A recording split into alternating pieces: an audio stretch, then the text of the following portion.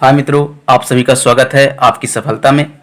मैं नीरज कुमार आप सभी का स्वागत करता हूं आज के इस नए वीडियो में, जो कि आपके लिए बहुत ही महत्वपूर्ण टॉपिक लेकर आया हूं, विधायिका, कार्यपालिका और न्यायपालिका, जिससे संबंधित प्रश्न पूछे जाते हैं और हमेशा छात्र इस तरह के प्रश्न में हमेशा अटकते हैं, क्योंकि राजनीतिक शास्त्र की पढ़ाई के लिए बहुत ही महत्वपूर्ण जानकारी होती है कि विधायिका क्या होता है, कार्यपालिका क्या होता है और न्यायपालिका क्या होता है। तो मैं वादा करता हूं कि आज के इस वीडियो को देखने के बाद आपको आगे किसी प्रकार का समस्या इससे संबंधित नहीं होने वाला है। तो इस वीडियो को आप शुरू से लेके अंत तक पूरा देखें। अब मैं इस वीडियो को स्टार्ट करता हूं। वैसे आप लोग जानते हैं कि भारत में संसदीय व्यवस्था की गई है, ठीक है, और संविधान के कार्य के लिए, संविधान को आगे बढ़ाने के लिए उसके लिए 3 प्रमुख अंग बनाए गए हैं, ठीक है, जिसमें विधायिका, कार्यपालिका और न्यायपालिका को 3 अंग बनाए गए हैं। वैसा चौथा स्तंभ भी मीडिया को कहा जाता है, लेकिन राजनीतिक शास्त्र के अनुसार से ये 3 स्तंभ बहुत ही महत्वपूर्ण है। तो सबसे पहले हम जानकारी प्राप्त करेंगे विधायिका की, ठीक है। विधायिका का कार्य होता है विधि बनाना, ठीक है, या कानून बनाना, ठीक है। कानून या विधि बनाने का कार्य करेगा कौन? विधायिका करेगा। और कार्यपालिका यानी उसे लागू करने का कार्य कौन करेगा? उसे लागू कौन करेगा? कार्यपालिका करेगा, ठीक है मित्र। और वहीं न्यायपालिका क्या करेगा कि यदि इससे संबंधित किसी भी प्रकार का समस्या हो, ठीक है, कोई तरह का समस्या हो तो उसका समाधान करने का काम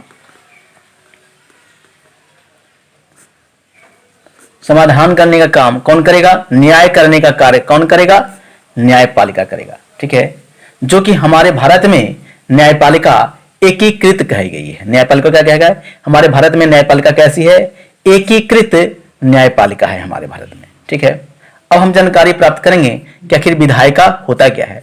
तो विधायिका के लिए मित्र 2 भाग में बांटा गया है। हमारे भारत के बिल को बनाने के लिए, कानून बनाने की, सबसे पहले हम विधायिका पढ़ेंगे, जो कि कानून बनाने के लिए, बिल बनाने के लिए हमारे यहां 2 तरह के स्तंभ बनाए गए हैं, जो कि एक है केंद्र का, दूसरा है राज्य का, ठीक है।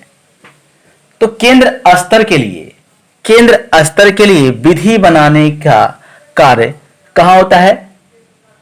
वो होता है संसद में। कहां होता है मित्र? किसी भी तरह का बिल बनाने का, विधेयक बनाने का कार्य कहां होता है? संसद में, ठीक है। और संसद में बैठक होती है किसको किसको मिलाकर?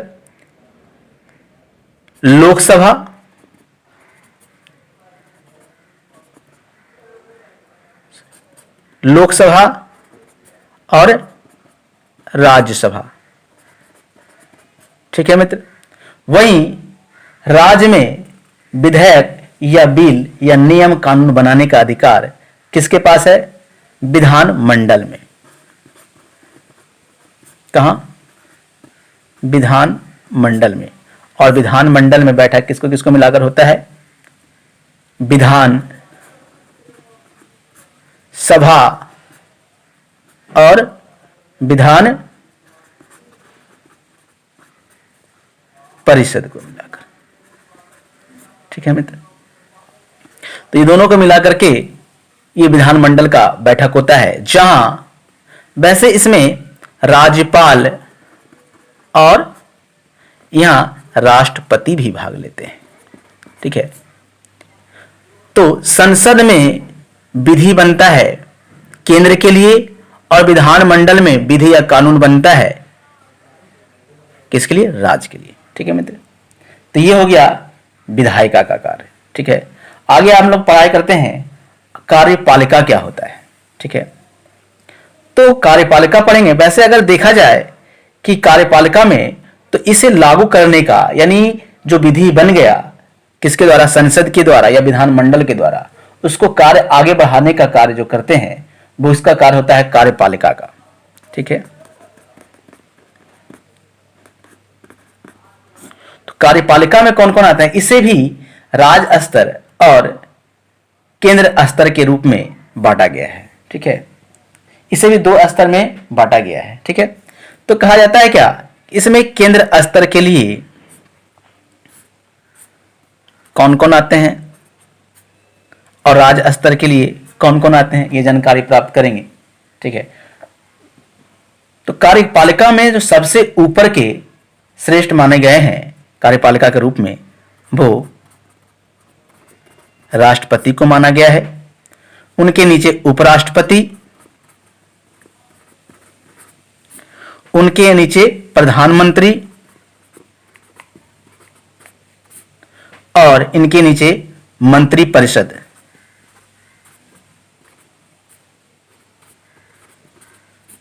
वैसे मंत्रिपरिषद के भी 3 अंग हैं। ठीक है मित्र, मंत्रिपरिषद के भी 3 अंग है। एक है कैबिनेट मंत्री,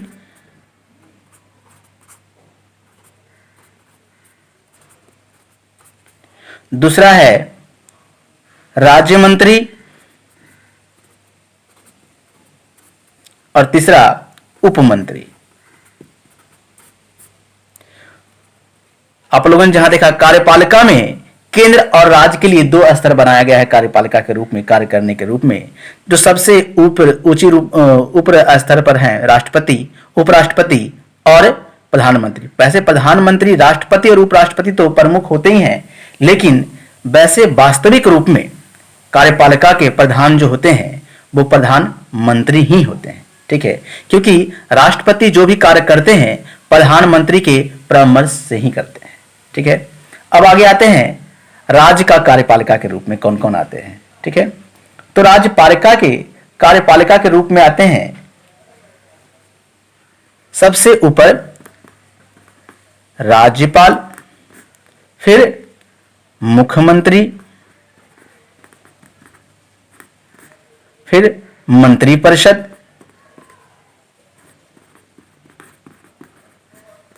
ये राज्य के कार्यपालिका के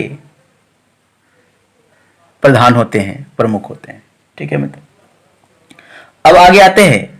वैसे ये भी पूछा जाता है कभी कभी, क्या विधायिका के लोग कार्यपालिका में हो सकते हैं कि नहीं, या कार्यपालिका के सदस्य विधायिका में हो सकते हैं कि नहीं, तो बिल्कुल हाँ हो सकते हैं। ठीक है, क्योंकि जो विधायक यानी विधि जो बनाते हैं वो संसद के द्वारा बनाया जाता है। ठीक है, और संसद में राष्ट्रपति भी बैठते हैं, प्रधानमंत्री भी बैठते हैं, इसलिए विधायिका के अंग कार्यपालिका के सदस्य हो सकते हैं। ठीक है, इसमें भी कार्यपालिका के रूप में भी 2 तरह के कार्यपालिका बताए गए हैं। पहला अस्थाई और दूसरा अस्थाई। अस्थाई और अस्थाई में क्या अंतर है, तो अस्थाई वैसे कार्यपालिका जिनका कार्यकाल एक अस्थाई रूप से दे दिया गया है, 60 वर्ष या 65 वर्ष की अवस्था दी गई है कि इसके बाद ही आप इस कार्य से रिटायर होंगे। ठीक है, या तो फिर आप असमर्थ हो या फिर कदाचार प्राप्त पाए गए हैं तभी आप इस पद से हटेंगे। ठीक है, ऐसे लोगों को अस्थाई कार्यपालिका के रूप में माना गया है। जैसे आईएएस, आईपीएस, आईएफएस, ये सब जो हैं अस्थाई कार्यपालिका के रूप में आते हैं। ठीक है, वही जैसे देखें अस्थाई के कार्यपालिका के रूप में तो राष्ट्रपति, इसे ये 5 साल के लिए रहेंगे। ठीक है, प्रधानमंत्री, इनका कार्यकाल 5 वर्ष का होता है, यानी अस्थाई कार्यपालिका 5 वर्ष तक कार्य करेंगे। ऐसे कार्यपालिका को अस्थाई कार्यपालिका के रूप कहा गया है। और जो आईएएस, आईपीएस ये जो है कार्यपालिका के रूप में, ये अस्थाई कार्यपालिका के रूप में आएंगे। ठीक है, अब आते हैं न्यायपालिका में। ठीक है, तो न्यायपालिका का कार्य क्या है, न्यायपालिका का कार्य है न्याय करना।